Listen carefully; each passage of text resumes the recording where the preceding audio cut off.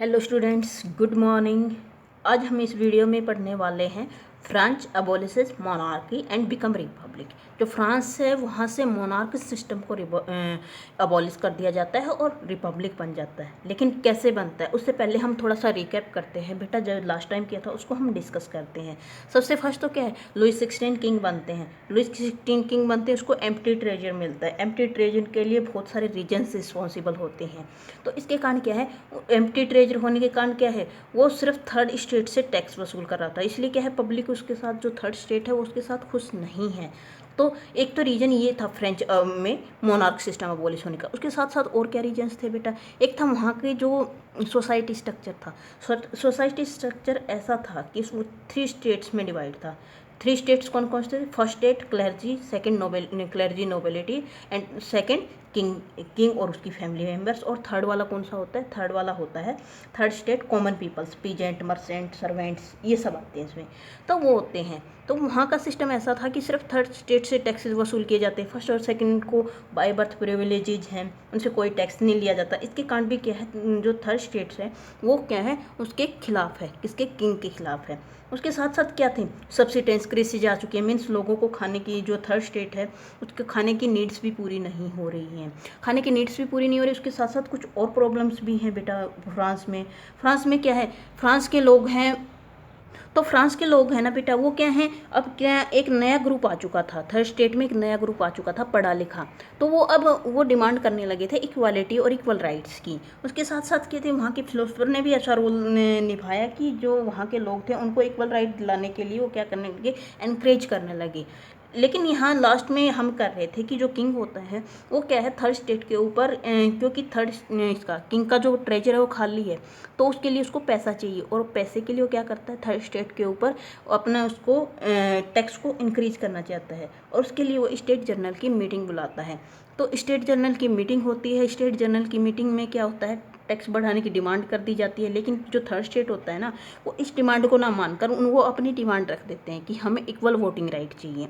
Equal voting right king देने से मना कर देता है। तो थर्ड स्टेट क्या करता है, उसको छोड़ देता है, उस मीटिंग को छोड़ देता है और एक नेशनल असेंबली की फॉर्मेशन करते हैं। नेशनल असेंबली किसकी? जो मोनार्क सिस्टम है उसको हटा देती है और नेशनल असेंबली वर्क करनी स्टार्ट कर देती है। उसके 3 ऑर्गन्स होते हैं, जुडाइशरी, एग्जीक्यूटिव और लेजिस्लेचर।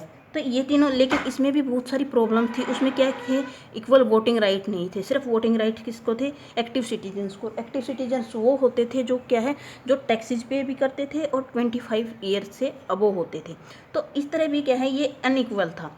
अब आगे देखते हैं, France abolish monarchy and become Republic. अब स्टेप को कंटिन्यू करते हैं। तो जो फ्रांस है क्या है, इस मोनार्क सिस्टम को अबोलिश कर देता है। नेशनल असेंबली वर्क करनी स्टार्ट कर देती है। लेकिन जब नेशनल असेंबली वर्क कर रही होती है ना बेटा, तो जो किंग होता है वो सिर्फ नाम का रह जाता है। तो वो क्या सोचता है, वो वापस सोचने लगता है कि पहले मैं कितने अच्छे से रहा करता था, पूरा जो स्टेट था मेरी मनमर्जी से चलता था, मुझे अपनी तरह से मैं डिसीजन लेता था। तो वो पुराने वाले सिस्टम को याद कर रहा होता है और कहीं ना कहीं उस सिस्टम को दोबारा लाने के लिए प्लानिंग करनी शुरू कर देता है। तो Louis 16 plan to overthrow national assembly. जो लुइस 16 है वो नेशनल असेंबली को ओवरथ्रो करने की प्लानिंग करनी स्टार्ट कर देता है with the king of Persia. जो पर्सिया का किंग होता है उसके साथ, जो पर्सिया जो अब जर्मनी है, तो पर्सिया के किंग के साथ नेशनल असेंबली को ओवरथ्रो होता है बेटा, उखाड़ फेंकना, हटाने की प्लानिंग कर रहा होता है।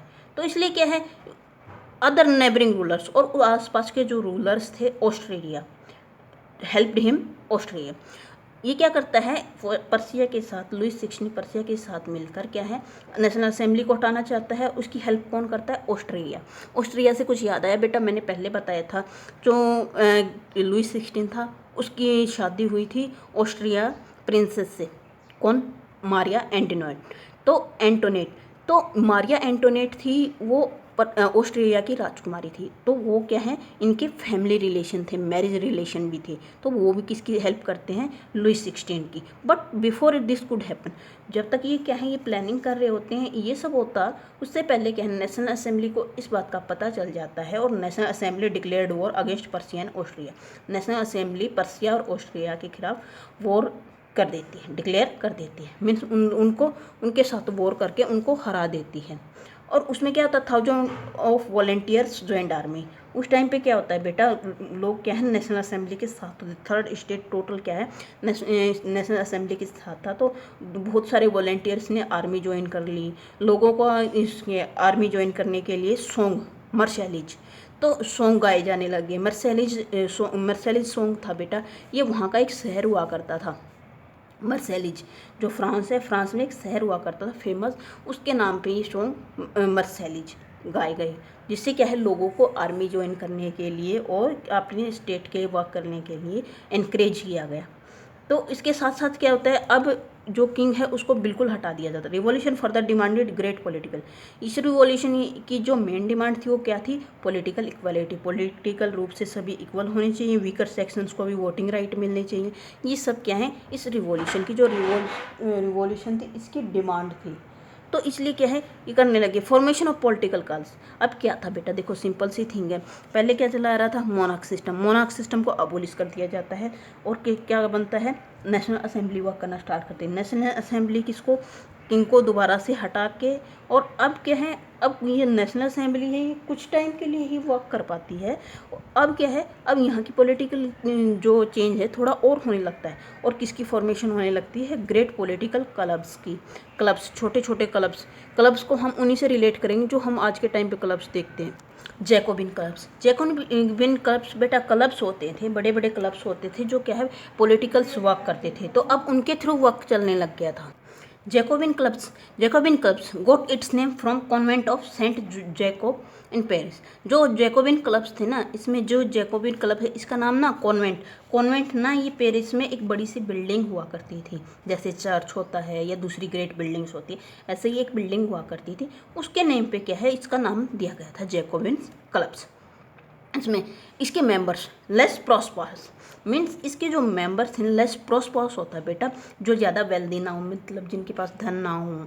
तो पहले क्या देखो हमने इसमें जैकोबिन्स क्लब में हम उन लोगों को देख रहे हैं जिसमें क्या है, जिसमें गरीब हैं। उसमें मैंने क्या बताया था, जो नेशनल असेंबली थी उसमें वो लोग इन्वॉल्व थे जैसे कि एजुकेटेड पीपल्स, उसमें कॉमन पीपल्स कम थे बेटा, उसमें एजुकेटेड पीपल ज़्यादा थे नेशनल असेंबली में।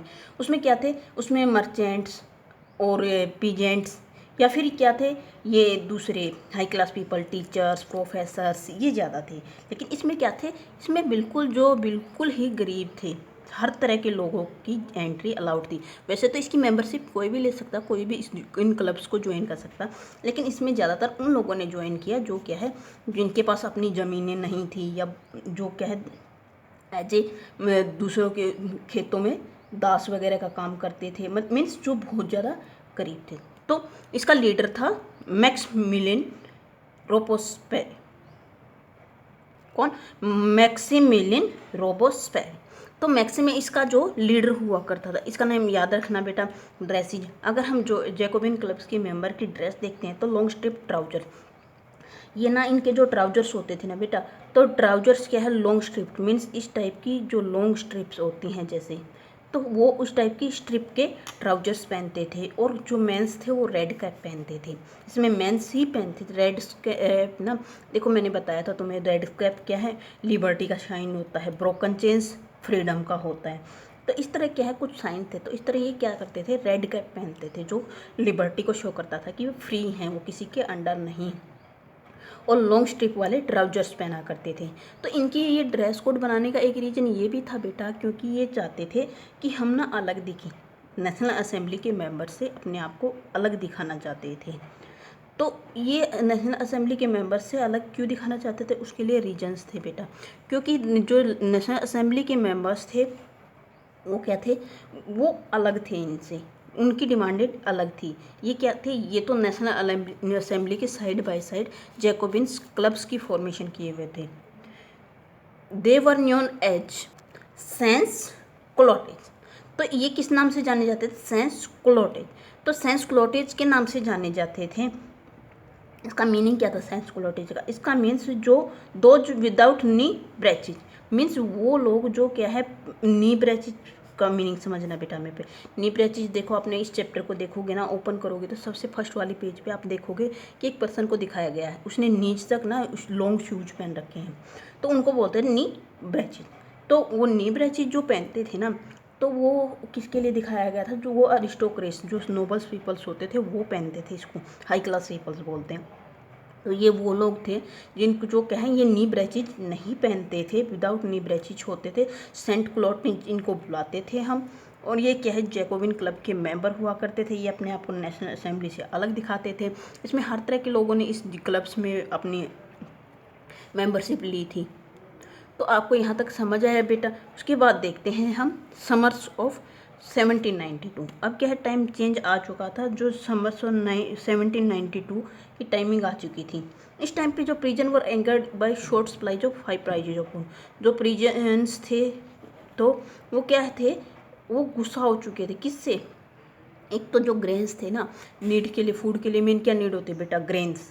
तो उनकी सप्लाई नहीं हो रही थी। उससे के बाद जो फूड की से रिलेटेड जो फूड प्रोडक्ट्स थे ना, वो सारे महंगे हो चुके थे। तो उससे भी क्या है, लोग क्या है, एंग्री थे। Revolt by under Jacobian. और ये लोग क्या थे, अब इनको क्या है, जो प्रिजन्स थे या तो दूसरे पीपल्स थे, वो क्या थे, उनको एक वो मिल चुका था, बेस मिल चुका था। और ये क्या करते हैं, जैकोबिन क्लब के अंडर रिवोल्ट कर देते हैं। तो रिवोल्ट करते हैं जैकोबिन क्लब के अंडर। और सभी को क्या है, जो 25, इसके बाद क्या रिजल्ट निकल कर आता है कि जब ये रिवोल्ट करते हैं तो जो सभी मेंबर्स 20 ईयर्स के मैन हैं। पहले क्या था, 25 ईयर और टैक्स पेइंग पीपल थे। अब क्या था, 21 ईयर्स या इससे अबव के जो भी मैंस को राइट मिल जाता है। यहाँ पर मेंस इसलिए बताया गया बेटा, क्योंकि उस टाइम पे वुमेंस की इतनी ज़्यादा, जो वुमेंस थी वो इतनी ज़्यादा इस सोसाइटी में पॉपुलर नहीं थी। वुमेंस क्या है, घरों के अंदर ही रहती थी। उन्होंने जो रिवॉल्यूशन उसमें पार्टिसिपेशन ना के बराबर ही किया था, कुछ ही वुमेंस ने किया था। क्योंकि मेंस ही, जो मेंस की ही सोसाइटी हुआ करती थी। मीन्स मेंस की सोसाइटी से ये मत लेना कि वहाँ मैन ही हुआ करते थे। मीन्स वहाँ पर जो हेड होते थे वो मेंस ही होते थे। वुमेंस को इतनी इंपॉर्टेंस नहीं दी जाती थी, ना ही उनकी कोई राइट के लिए मांग की जाती थी। और अब आती है बात एक कॉन्वेंशन। कॉन्वेंशन होती है बेटा एक नेशनल असेंबली या न्यू असेंबली। एक कॉन्वेंशन की फॉर्मेशन होती है। इसके बाद जैकोबिन क्लब के अंडर रिवोल्ट करते हैं सभी मिलकर, मीन्स लेस प्रोस्पेरस पीपल, और एक न्यू असेंबली की फॉर्मेशन करते हैं। अब हम एक बार देखते हैं। अब देखो बेटा, देखो ये कॉन्वेंशन, नई असेंबली बन गई। उससे पहले क्या थी, नेशनल असेंबली थी। उससे पहले स्टेट्स जर्नल्स हुआ करते थे। स्टेट जर्नल से पहले मोनार्क थे। रिपब्लिक बना तो ये क्या है, अलग अलग सिस्टम्स आ रहे हैं। इनको एक बार सिक्वेंस में देखते हैं। सबसे पहले मोनार्क थे। मोनार्क कौन था, लुई 16 था। फिर उसके अंडर कौन थे, स्टेट जर्नल हुआ करते थे। इन सब क्या है, स्टेट जर्नल्स ने क्या है, नेशनल असेंबली। स्टेट जर्नल के बाद नेशनल असेंबली की फॉर्मेशन हुई। नेशनल असेंबली को क्या है, किंग से नहीं चाहता था कि ये रहे, तो क्या है, फिर किसकी फॉर्मेशन, जैकोबिन्स क्लब्स की। जैकोबिन्स क्लब्स की फॉर्मेशन हुई और किसकी, कन्वेंशन की फॉर्मेशन की। जैकोबिन्स क्लब्स ने क्या है, रिवोल्ट करके कॉन्वेंशन की फॉर्म की। और क्या है, फ्रांस एक रिपब्लिक बन जाता है। फ्रीडम मिल जाती है, डेमोक्रेटिक राइट्स मिल जाते हैं। अब लोगों को उनके राइट्स मिल जाते हैं। अब मोनार्क सिस्टम वाली कंडीशन नहीं रही थी। अब लोग वहाँ क्या थे, फ्री हो चुके थे, रिपब्लिक हो चुके थे। अब वो क्या है, किसी के अंडर नहीं थे, उनको वोटिंग राइट मिल चुके थे। वो क्या है, डेमोक्रेटिक सिस्टम के अंडर आ चुके थे। तो डेमोक्रेटिक सिस्टम में क्या है, जो आज के टाइम पे हम डेमोक्रेटिक फैसिलिटी, वो मोस्ट ऑफ वो क्या है, वो उस चीज़ को फॉलो करने लग गई थी। और क्या है, फ्रांस क्या बन जाता है, रिपब्लिक बन जाता है। रिपब्लिक का अगर हम वैसे मीनिंग देते तो नो हेरिडिटरी मोनार्क या मोनार्क। तो हेरिडिटरी होता है बेटा ब्लड रिलेशन, जैसे पहले के सिस्टम में होता था। किंग होते थे, किंग के बाद उसका सन किंग बनता था, फिर उसके बाद उसका सन बनता था। ऐसे क्या थी बेटा, एक सीक्वेंस चलती रहती थी। मीन्स हेरिडिटरी ब्लड रिलेशंस ने क्या है, उनकी जो वो हेरिडिटी, उनका रूल चलता था। हेरिडिटी मोनार्की होती थी। तो अब क्या था, नो हेरिडिटी। अब कोई हेरिडिटी मोनार्की नहीं हुई थी। अब क्या थी, किसी भी मेंबर को सिलेक्ट करने के लिए एलिजिबल होना ज़रूरी होता था। एलिजिबल होने के साथ साथ उसको उसके पास वोटिंग राइट होना ज़रूरी होता था। फिर पीपल्स क्या है वोट करते थे, और अगर वो एलिजिबल होता तो ही उसको सिलेक्ट किया जाता था, अदरवाइज उसको सिलेक्ट नहीं किया जाता था। अब एक लास्ट टाइम आती बेटा, व्हाट हैपेंड टू लुई 16। अब क्या है, लुई 16 को हरा दिया, ऑस्ट्रिया और पर्शिया के साथ मिलकर लुई 16 को हरा दिया, इसको जो थ्रोन है, सिंहासन है, उससे हटा दिया गया। अब इसके साथ क्या हुआ, तो इसको क्या है देशद्रोह के खिलाफ, क्योंकि इसने ऑस्ट्रिया और पर्शिया के साथ मिलकर क्या किया था, जो नेशनल असेंबली है उसके खिलाफ क्या है इसने प्लानिंग की थी, तो इसलिए इसको देशद्रोह के लिए इसको क्या है सेंटेंस टू डेथ, मतलब इसको मृत्यु की सज़ा सुना दी जाती है। इसके साथ साथ क्या है, जो इसकी वाइफ थी मारिया, जो ऑस्ट्रिया की प्रिंसेस थी मारिया एंटोनेट, तो उसको भी क्या है, उसको भी इसके साथ साथ डेथ की सेंटेंस कर दिया जाता है, मीन्स उसको डेथ की सज़ा सुना दी जाती है, और इस तरह क्या है फ्रांस रिपब्लिक बन जाता है। तो दिस बेटा यहाँ तक आपको क्लियर हो गया होगा। कल हम इसका एक last part reign of terror discuss करेंगे। Okay students, thank you, have a nice day.